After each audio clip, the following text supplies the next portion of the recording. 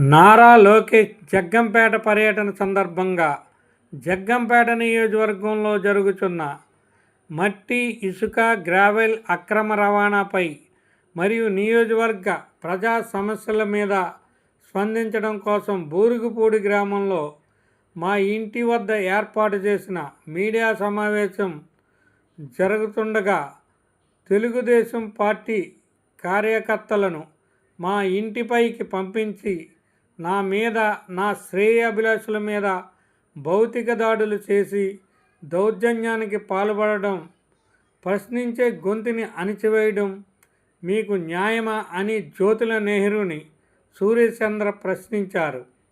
మా ఇంటి మీదకి వచ్చి మా మీదకు దాడి చేసి, దాడికి తెగబడి మాపై దౌర్జన్యం చేయడమే కాకుండా తెలుగుదేశం పార్టీ నాయకులు వారి చొక్కాలు వారే చింపుకొని మాపై తప్పుడు కేసులు బనాయించడానికి ప్రయత్నం చేయడం ప్రజాస్వామ్య వ్యవస్థను కూలదోయడమే అని సూర్యచంద్ర ఆరోపించారు.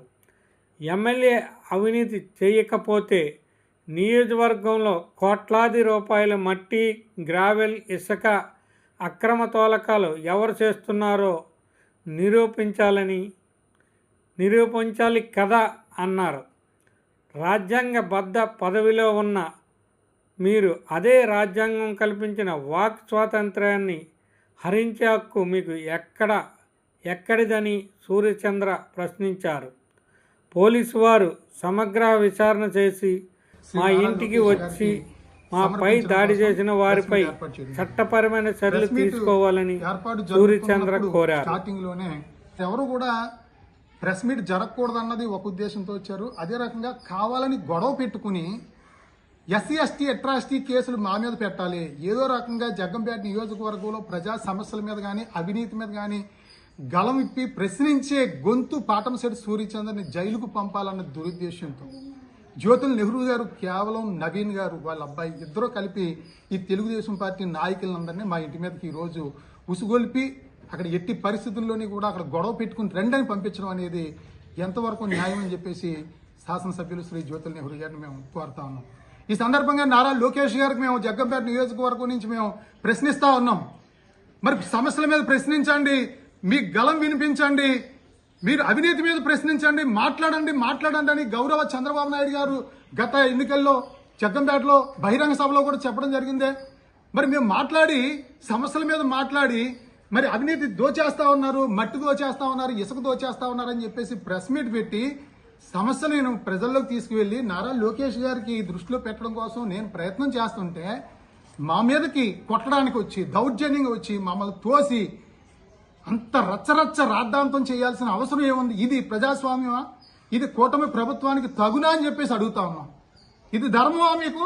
నా ఇంటి దగ్గర నేను ప్రెస్ మీట్ పెట్టుకుంటుంటే నా చుట్టూ తెలుగుదేశం పార్టీ కార్యకర్తలు కూర్చోబెడతారండి నెహ్రూ గారు. మీరు మీకు చేతనైతే మీరు కౌంటర్ ఇవ్వండి, నేను చేసింది తప్పుడు ఆరోపణలు అని చెప్పేసి అంటే నా దగ్గర పూర్తి ఆధారాలతో నేను పెట్టడం జరిగింది. 200 కోట్ల రూపాయలు అవినీతి చేశారని చెప్పేసి ఇవన్నీ కూడా బయటకు వస్తాయి. మాట్లాడే సూర్యచంద్ర గొంతు నొక్కాలి, వారి గలం ఆపాలని చెప్పేసి మీరు కుట్రపూరితంగా ఈ కార్యక్రమాలు చేయడం అనేది చాలా పొరపాటు. మీరు కేసులు పెట్టాలనుకుంటే నా ఇంటికి పంపించక్కర్లేదు. మీరు ఏ కేసు పెట్టినా సరే నన్ను జైలుకి పంపించాలన్నా కూడా నేను సిద్ధంగా ఉన్నాను. మీరు ఏ రకంగా తప్పుడుగా అణచివేయాలని చెప్పేసి మీరు అనుకుంటే తప్పనిసరిగా నేను జైలుకి వెళ్తాను. నెహ్రూ గారు మీ కక్ష తీర్చుకోవాలి. సూర్యచంద్ర అనేవాడు బాగా మాట్లాడుతున్నాడు, సమస్యల మీద మాట్లాడుతా ఉన్నాడు, మేము చేసే అవినీతి అంతా బయట పెడుతున్నాడని మీకు కక్షగా, బాధగా, ఇబ్బందిగా ఉంటే మీ ఇష్టం జైలు పంపించండి, నేను సిద్ధం.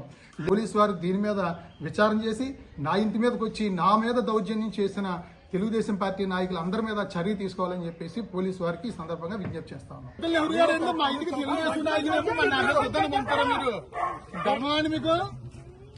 మా ఇంటికి నేను ప్రెస్ మీట్ పెట్టుకుంటే నా పక్కన కూర్చుంటారా తెలుగుదేశం వాళ్ళందరూ?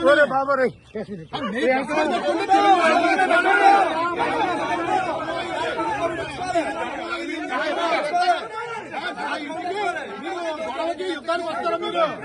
నా ఇంటికి వస్తారా?